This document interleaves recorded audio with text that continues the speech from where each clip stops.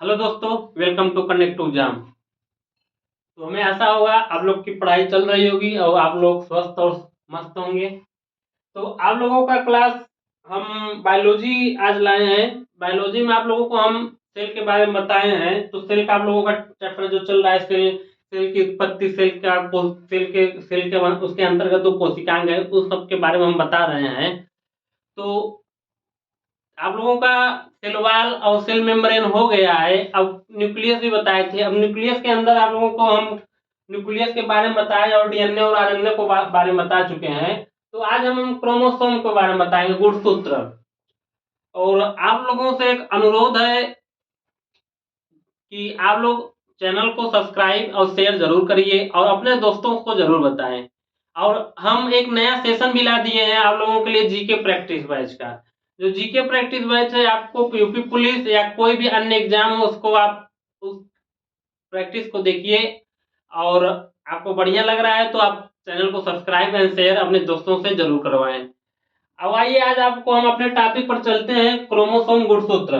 तो आप लोगों को हम न्यूक्लियस में बताएं तो जो हमारा न्यूक्लियस होता है वह 4 भागों में होता है। न्यूक्लियस के 4 भाग क्या क्या थे? तो आप लोग को मालूम होगा कि एक न्यूक्लियर मेम्ब्रेन होगा जिसको केंद्रक झिल्ली बोलते हैं। दूसरा न्यूक्लियोलस होता है जिसको केंद्रक बोलते हैं। और यह केंद्रक क्या होता है? यह कोशिका विभाजन के समय दिखाई देता है, गुलाबी कलर का होता है। आप लोग को हम फोटो भी दिखाए थे।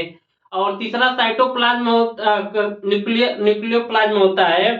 तो इसका क्या काम होता है? यह एक प्रकार का न्यूक्लियोप्लाज्म का द्रव्य है, केंद्रक द्रव्य जिसे बोलते हैं। इसमें डीएनए आरएनए पड़े रहते हैं। और एक क्रोमेटिन बताए थे। क्रोमेटिन क्या थी? एक धागेनुमा संरचना थी। आप लोगों को जैसे ये हो गया क्या, ये सेल हो गया। सेल के अंतर्गत आप लोगों को हम बताए थे, ये सेल वॉल हो गया। सेल वॉल के अंतर्गत एक सेल मेम्ब्रेन हो गया। इसके अंदर एक क्या है? केंद्रक है। केंद्रक के बाहर एक न्यूक्लियर मेम्ब्रेन पाया जाता है। बीच के भाग में एकदम न्यूक्लियोलस केंद्रक पाया जाता है। इसमें कुछ द्रव्य भरे रहते हैं जिसको क्या बोला जाता है? न्यूक्लियोप्लाज्म बोला जाता है। और इसमें एक धागे नुमा संरचना बनी रहती है। इसमें क्या रहता है? धागे नुमा संरचना बनी रहती है जिसे क्या बोला जाता है? क्रोमेटिन बोला जाता है। क्रोमैटिन बोला जाता है, क्रोमैटिन। यह क्रोमेटिन क्या होता है? क्रोमेटिन से क्रोमोसोम्स बनता है, क्रोमोसोम्स। क्रोमेटिन से क्रोमोसोम्स बनता है। क्रोमोसोम से डीएनए बनता है। और डीएनए से क्या बनता है? डीएनए से जीन। डीएनए से क्या बनता है? जीन बनता है। डीएनए आप लोग को बताया थे, डीएनए क्या होता है? डबल हेलिक्स मॉडल होता है। डीएनए क्या होता है? डबल हेलिक्स मॉडल होता है। लोग देखिएगा डीएनए कैसा होता है, ऐसे डबल हेलिक्स मॉडल। थोड़ा सा गलत हो गया, कैसे बनता है आप लोग ध्यान दीजिएगा। आप लोगों का डीएनए जो होता है ऐसे होता है, डबल हेलिक्स मॉडल। तो इसमें हिस्टोन प्रोटीन भी लगे रहते हैं। इसमें क्या होता है? यहाँ बीच बीच में हिस्टोन प्रोटीन बने रहते हैं जो इसको पैक करने के काम में आता है। तो आप लोग को बताया, ये हिस्टोन प्रोटीन होता है, इस पर एक ये जेनेटिक मटेरियल होता है। ये जीन जीन जेनेटिक मटेरियल, इस पर एक जीन मतलब जीन बोला जाता है। इसमें कुछ ये होता है, जीन पढ़ा रहे थे, जीन बोलते हैं। क्या होता है? जीन। इसे क्या बोलते हैं? जीन। यह तो जीन है। या जीन क्या बोला है? आनुवंशिकता की इकाई बोला जाता है। जीन को क्या बोला जाता है? आनुवंशिकता की इकाई। आनुवंशिकता की इकाई। अगर आपसे पूछा जाए कि आनुवंशिकता की इकाई क्या है, आनुवंशिकता की इकाई जो जो आनुवंशिकता की इकाई, डीएनए एक प्रकार क्या है? जेनेटिक मटेरियल है। डीएनए क्या है? Genetic material. तो आनुवंशिकता की इकाई किसे बोला जाता है? जीन को बोला जाता है। तो आज हम यही क्रोमोसोम को बारे में पढ़ेंगे। जो क्रोमोसोम होता है, क्रोमोसोम आप लोग ध्यान दीजिएगा, ऐसे बना रहता है। ऐसे, ऐसे, ऐसे, फिर ऐसे। जो क्रोमोसोम होता है ये ऐसे बना रहता है। तो आज हम लोग को यही टॉपिक पढ़ना है। क्रोमोसोम होता है धागे नुमा संरचना होती है। क्रोमोसोम क्या होता है? एक धागे नुमा संरचना होती है। लोग देखिएगा, यह एक धागे नुमा संरचना होती है। थ्रेड लाइक स्ट्रक्चर होता है। क्या होता है? थ्रेड लाइक स्ट्रक्चर, धागे नुमा संरचना होती है। ऐसे बना रहता है, ऐसे बना रहता है। ये बीच वाले भाग को सेंट्रोमेयर बोलते हैं। सेंट्रोमेयर, सेंट्रो सेंट्रोमर। ये बीच वाले भाग को सेंट्रोमर। और ये इसको और इसको क्या बोलते हैं? Telomere, telomere. और इसे भी क्या बोलते हैं? टेलोमर। ये क्या है, क्रोमोसोम है, गुणसूत्र है। जो गुणसूत्र है क्रोमोसोम है, डीएनए और हिस्टोन प्रोटीन का बना रहता है। जो गुणसूत्र है किसका बना रहता है, डीएनए और हिस्टोन प्रोटीन का बना रहता है। ये केवल कोशिका विभाजन के समय दिखाई देता है और हमेशा जोड़े में पाए जाते हैं। ये हमेशा कोशिका विभाजन मतलब सेल डिवीजन के समय दिखाई देता है। मतलब एक मदर सेल से दो डॉटर सेल बनते हैं, एक मदर सेल से दो डॉटर सेल बनते हैं। सेल से क्या बनता है, सेल से सेल के समूह से ऊतक बनता है, वो टिश्यू बनता है, टिश्यू से organ, organ system, organ organ से ऑर्गन सिस्टम से अंग बनता है, अंग बनता है, अंग से मतलब शरीर बनता है। तो जब कोशिका विभाजन होगा तभी यह क्रोमोसोम दिखाई देता है, केवल कोशिका विभाजन के समय दिखाई मतलब, और यह हमेशा जोड़ों में पाया जाता है, यह हमेशा जोड़ों में पाया जाता है। और मानव में यह 23 जोड़े पाई जाती हैं। मतलब अगर एक कोई भी इस पृथ्वी पर जो है, अगर जो भी जहाँ कोशिका का विभाजन हो रहा है वहां क्रोमोसोम पाया जाएगा, और क्रोमोसोम जोड़े में पाया जाता है, क्रोमोसोम जोड़े में पाया जाता है। अगर एक एग्जाम्पल देखा जाए, हम लोग के शरीर में 23 जोड़े पाए जाते हैं, 23 पेयर पाए जाते हैं। और मतलब 23 पेयर मतलब जोड़ा होता है, इसका मतलब 46। मतलब अगर पूछा जाए इसका 23 जोड़े का मतलब क्या होगा, 23 पेयर मतलब 46। और इसकी खोज वाल्टेयर नामक वैज्ञानिक ने की थी। इसकी खोज किसने की, वाल्टेयर नामक वैज्ञानिक ने की। देखिए न्यूक्लियस, न्यूक्लियस में क्रोमोसोम, क्रोमोसोम में डीएनए, तो डीएनए से जीन माता पिता के गुण दिखते। जो जीन होता है, आप लोग ध्यान दीजिएगा, आनुवंशिकता की इकाई बोलते हैं। यह क्या होता है, जीन क्या है, आनुवंशिकता का क्या है, आधार है। जीन क्या है, आनुवंशिकता का आधार है। और जीन की खोज जॉनसन नामक वैज्ञानिक ने की थी। जीन की जो खोज है वो जॉनसन नामक वैज्ञानिक ने की थी। और क्रोमोसोम्स की खोज किसने की, वाल्टेयर नामक वैज्ञानिक। अगर पूछा जाए क्रोमोसोम्स की किसने खोज की, वाल्टेयर नामक वैज्ञानिक ने की। और जिनकी खोज किसने की, जॉनसन नामक वैज्ञानिक ने की।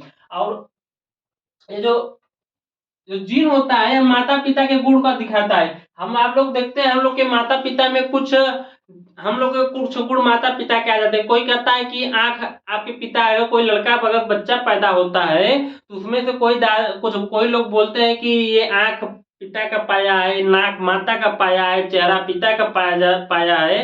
तो यह किसके कारण होता है, जीन के कारण ही होता है। किसके कारण होता है, जीन के कारण ही होता है। जिन क्या है, माता पिता के गुण को दिखाने का कार्य करता है। ये माता पिता कुछ न कुछ आपका जो नेचर होगा वह माता पिता के ठीक जैसा होगा।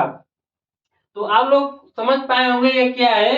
ये धागेनुमा थ्रेड लाइक स्ट्रक्चर होती है, डीएनए और हिस्टोन प्रोटीन से मिलकर बना होता है, कोशिका विभाजन के समय दिखाई देता है। या ऐसे होता है, टेलोमर और बीच में सेंट्रोमर से बने होते हैं, टेलोमर होता है। मानव में 23 जोड़े 46 मतलब पाए जाते हैं। इसकी खोज वाल्टेयर नामक वैज्ञानिक ने की। और जीन क्या है, आनुवंशिकता का आधार है। जीन की खोज जॉनसन नामक वैज्ञानिक ने की थी। ये देखिए क्या है, ये क्या है, क्रोमोसोम, क्रोमैटिड क्रोमोटाइड क्या है, क्रोमोसोम है। ये देखिए डीएनए है, डीएनए से क्या बनता है, क्रोमोसोम का निर्माण होता है। डीएनए से क्या होता है, क्रोमोसोम का, ये सेल है, सेल के न्यूक्लियस, न्यूक्लियस के अंदर क्या है, देखिए डीएनए, डीएनए से क्रोमोसोम का यही निर्माण होता है। तो आप लोग को बताए हैं। आप लोग देखिए इस पृथ्वी पे कोई भी जीव है उसमें कुछ न कुछ पाया जाता है गुणसूत्र, जो हाँ सेल डिवीजन होता है। इस पर बैक्टीरिया, ये क्या है, बैक्टीरिया है। बैक्टीरिया को देखा जाए उसमें एक गुणसूत्र पाए जाते हैं। बैक्टीरिया में कितने गुणसूत्र पाए जाते हैं, एक। और मच्छर में कितने पाए जाते हैं, 6। मच्छर में कितने गुणसूत्र पाए जाते हैं, 6। एग्जाम में पूछा जाता है कि गुणसूत्रों की संख्या, एग्जाम में क्वेश्चन बन सकता है। और मक्खी में कितने पाए जाते हैं, 12। मटर में 14। मटर वाला लोग इंपॉर्टेंट समझ लीजिएगा, मटर में कितने गुणसूत्र पाए जाते हैं, 14। प्याज में 16। और नींबू में एक छोटा नींबू होता है, एक बड़ा नींबू। छोटा नींबू में 18 गुणसूत्र पाए जाते हैं और बड़ा नींबू में 36 गुणसूत्र पाए जाते हैं। मक्का में कितने पाए जाते हैं, मक्का में 20 पाए जाते हैं। मेढक में 24 पाए जाते हैं। बिल्ली में 26 गुणसूत्र पाए जाते हैं। चूहा में 38 गुणसूत्र पाए जाते हैं। तो जीवाणु में 1, मच्छर में 6, मच्छर में 6, मक्खी में 12, मटर में 14, प्याज में 16, नींबू में 18 और बड़ा नींबू में 36, छोटा नींबू में 18।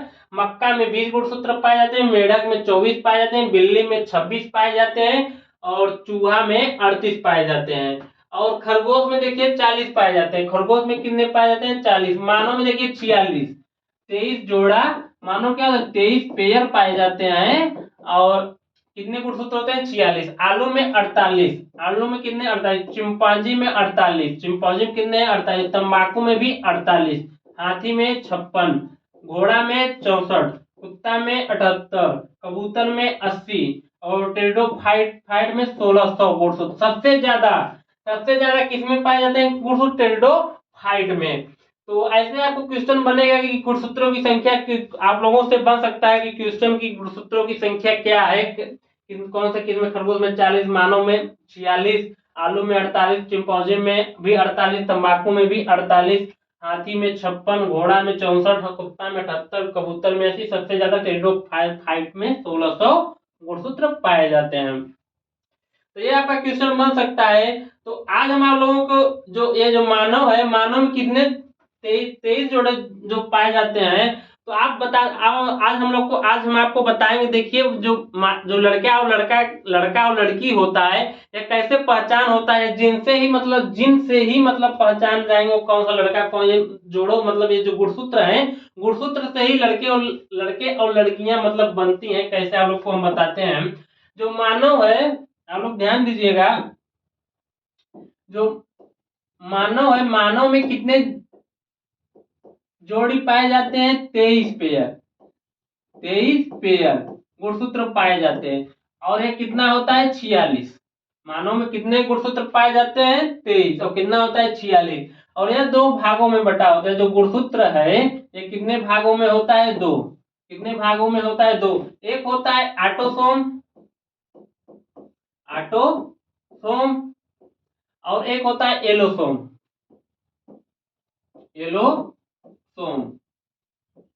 एक होता है आटोसोम, एक होता है एलोसोम। जो आटोसोम है आप लोग ध्यान दीजिएगा। जो आटोसोम है 23 पेयर में 46 हो रहे हैं। इसमें से 22 जो आटोसोम है 22 जोड़े इसमें पाए जाते हैं। आटोसोम में कितने पाए जाते हैं? 22 जोड़े मतलब 44। आटोसोम में 44, एक जोड़ा अंतर होता है। एक जोड़ा अलग होता है, मतलब एक जोड़ा अलग चला जाता है, मतलब 2। मतलब कितने गुणसूत्र? 2। और एक जोड़ा अलग। आटोसोम में कितने? 22 जोड़े। और एलोसोम में कितने? 1 जोड़े। यह जो मेल और फीमेल होते हैं, आप लोग ध्यान दीजिएगा, जो मेल और फीमेल होते हैं, इनकी मतलब मेल और फीमेल में जो 44-22 जोड़े हैं समान होती हैं। मतलब ये जो मेल जोड़े हैं मेल फीमेल में समान होते हैं। ये जो आटोसोम है यह समान होता है। यहां तक समान है। और जो एक जोड़ा होता है यह मेल फीमेल में अलग अलग होता है। मेल फीमेल में यह अलग अलग होता है। मेल फीमेल में अलग अलग दिखाई देता है। अलग अलग मतलब अलग अलग होता है। आप लोग ध्यान दीजिएगा।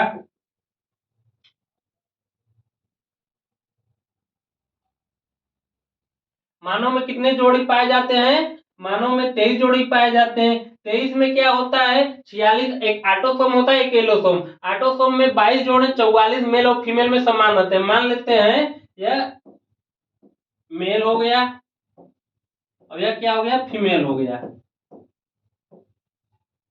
यह क्या है? फीमेल। इसमें 22 जोड़े मतलब 22 पेयर और इसमें भी 22 जोड़े 22 पेयर। और यह जो होता है मेल फीमेल, नर और मादा, मेल फीमेल, यही 2 गुणसूत्र से मतलब एक जोड़ा से निर्धारित होगा कि यह लड़का होगा कि लड़की होगा। मेल में क्या होता है? मेल में हमेशा गुणसूत्र एक्स वाई पाया जाता है। आप लोग ध्यान दीजिएगा, जो मेल होते हैं मेल में हमेशा गुणसूत्र एक्स और वाई पाया जाता है। और जो फीमेल होते हैं हमेशा गुणसूत्र एक्स और एक्स पाया जाता है। आप लोग ध्यान दीजिए, जो नर होता है, या मान लीजिए नर है और यह मादा, नर और मादा। जो नर होता है, नर में मेल में कितने पाए जाते हैं गुणसूत्र? जो 2 आपके लड़का लड़की को निर्धारित करता है। मेल में एक्स वाई गुणसूत्र पाया जाता है और फीमेल में, मादा में एक्स एक्स पाया जाता है। तो आप लोग को बताएं, जो आटोसोम एलोसोम, मेल में 22 जोड़े समान आते हैं, फीमेल में समान आते हैं। मेल में ये एक्स वाई पाया जाता है और फीमेल में एक्स एक्स। तो आप लोग ध्यान दीजिएगा, अगर जो नर होता है, मादा होता है, आप लोग ध्यान दीजिए, एक मतलब ये फादर हो गए, मान लेते हैं फादर है और यह मदर है, यह क्या है मदर, यह पिता और यह माता है। आप लोग को अभी क्या बताएं, मेल में एक्स वाई गुणसूत्र पाया जाता है, फीमेल में एक्स एक्स। आप लोग ध्यान दीजिएगा, मेल में क्या पाया जाता है, मेल में एक्स वाई गुणसूत्र पाया जाता है, फीमेल में एक्स एक्स, फीमेल में एक्स एक्स। जब जो फादर और मदर है, आप लोग ध्यान दीजिएगा, जो वाई और एक्स, जब ये एक्स और वाई, जब एक्स और वाई बनता है तो क्या बनता है, अभी आप लोग को बताया, नर नर में मेल में बनता है एक्स वाई, तो एक्स वाई बनेगा तो नर बनेगा, मतलब क्या होगा, लड़का, क्या होगा, लड़का, मतलब बॉय, क्या होगा, लड़का। अगर जो ये एक्स वाला है, आप लोग ध्यान दीजिएगा, ये अगर ये एक्स है और ये एक्स से मिल रहा है, ये एक्स या एक्स से मिल रहा है, तो क्या बनेगा, एक्स एक्स। ये क्या बताता है, लड़की, यह लड़की होगा, लड़की, गर्ल। तो आप लोग अभी हम क्या बताएं, जो अभी जो 23 जोड़ा होता है, 23 में 46 होते हैं, एक ऑटोसोम एक एलोसोम होता है, ऑटोसोम में समान होता है, एलोसोम अलग अलग होता है। तो नर में बताया एक्स वाई, नर नर तभी होगा जब वो एक्स वाई बनेगा, और मादा कब होगा, जब एक्स एक्स बनेगा। अब फिर देखिए, एक मतलब जो नर होता है, आदमियों में क्या पाया जाता है, स्पर्म, इसे क्या बोलते हैं, अंडाणु, इसे क्या बोलते हैं, अंडाणु। और जो मादा होता है उसमें पाया जाता है ओवम, ये क्या होते हैं, ये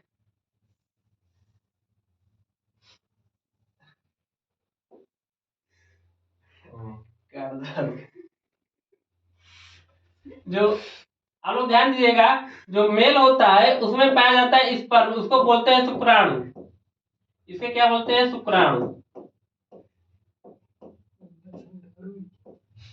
और जो फीमेल पाया जाता है,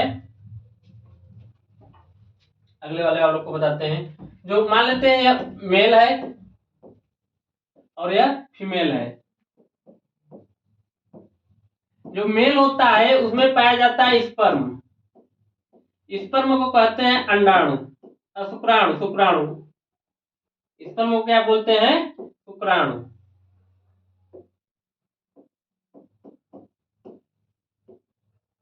शुक्राणु।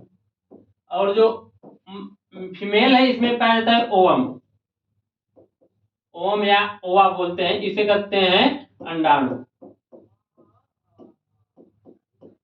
जब जब मेल और फीमेल का मतलब जब निषेचन होगा तो क्या बोलता है, जाइगोट, क्या बनता है, जाइगोट, क्या बनता है, जाइगोट, जाइगोट। जाइगोट क्या होता है, जाइगोट से बनता है सेल, सेल से क्या बनता है, जब ये देखिए यहाँ सेल डिवीजन कार्य हो रहा है, जब जाइगोट और जाइगोट सेल, सेल से टिश्यू, टिश्यू से शरीर बनता है, तो यहाँ बनता है जाइगोट।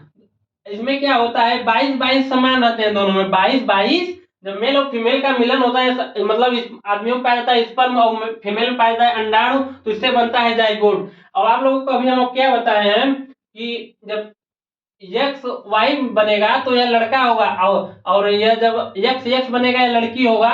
तो आप लोग ध्यान दीजिएगा, तो लिंग निर्धारण का कार्य कौन करता है, 23वां जो जोड़ी होता है, जो 23वां जोड़ी होता है वह लिंग निर्धारण का कार्य करता है।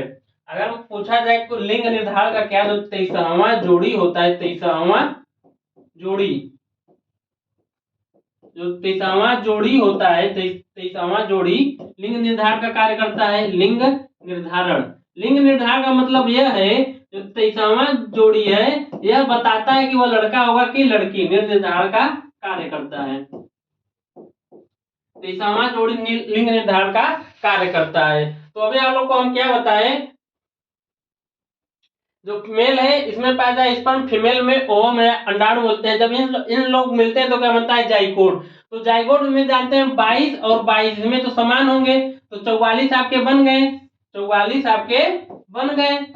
और जो अंतर होता है प्लस, अगर एक्स वाई बनना, अगर जो 23वां है अगर एक्स वाई बन गया तो क्या होगा आप लोग बताइएगा। एक्स वाई बनता है, आप लोग को बताया है मेल बनेगा, तो यह क्या होगा लड़का, यह क्या होगा लड़का।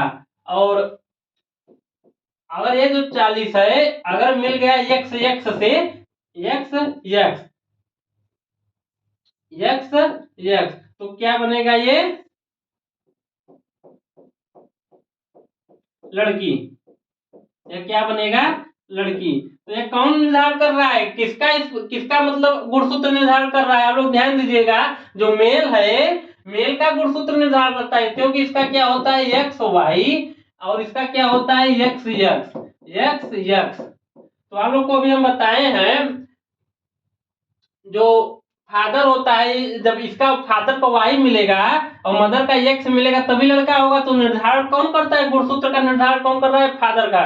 तो आप ऐसे भी बोल सकते हैं जो जो लिंग निर्धारण है या पिता का गुणसूत्र मतलब मेल का गुणसूत्र निर्धारण करता है, आप ऐसे भी बोल सकते हैं जो जो मेल का गुणसूत्र, जो मेल का क्रोमोसोम है वह लिंग को निर्धारण करता है। मेल का क्रोमोसोम, मेल का क्रोमोसोम क्रोमोसोम लिंग का निर्धारण करता है, लिंग का निर्धारण निर्धारण करता है।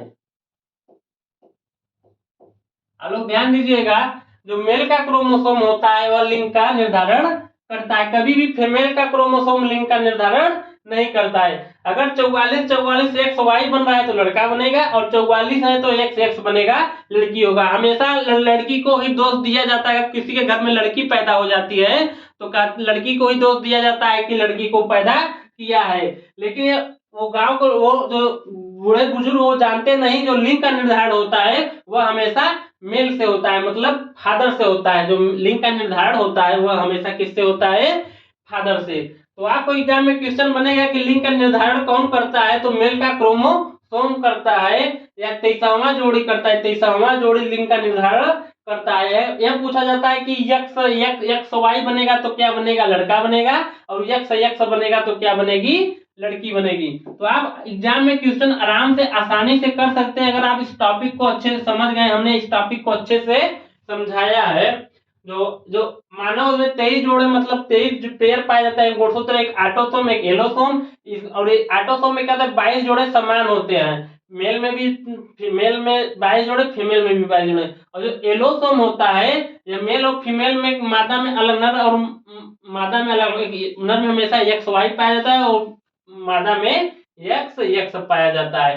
तो अगर फादर का एक्स वाई, अब तो जाने फादर और मदर का क्या हो रहा है, जब मिलन होगा निषेचन की क्रिया होगी तो अगर एक्स वाई बन रहा है, अगर एक्स वाई बनेगा तो क्या होगा लड़का होगा, और अगर एक्स एक्स बन रहा है तो क्या होगा लड़की होगी। तो 23वां जोड़ी लिंग निर्धारण का कार्य करता है।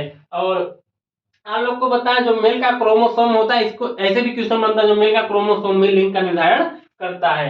40 44 44 प्लस एक्स वाई लड़का और 44 प्लस एक्स एक्स लड़की। कभी भी लड़की को दोष नहीं देना चाहिए कि अगर किसी की यहाँ लड़की पैदा हो रही है हुई हो तो लड़की को दोष नहीं देना चाहिए। किसको दोष, वो किसका दोष होता है, वह पिता का दोष होता है। तो आप लोग का क्रोमोसोम के बारे में आज आपकी क्लास हो गई है, क्रोमोसोम धागे नुमा संरचना होती है। चलिए हम अगली क्लास में आपको अगला टॉपिक यह रहेगा कि जो ट्रांसजेंडर होते हैं, जो वो लोग का मतलब कैसे भिन्न हो जाता है गुणसूत्र की, वो लोग की आप लोगों को अगली क्लास में बताएंगे। तो आज आपको टॉपिक कैसा लगा है प्लीज लाइक एंड शेयर जरूर करिए, अपने दोस्तों को जरूर बताएं। हम आपके लिए पुलिस का भी प्रैक्टिस बैच हमारे आगे ही निरंतर चल रहा है और अपने नए दोस्तों को जरूर जोड़ें। चलिए मिलते हैं अगली क्लास में, धन्यवाद।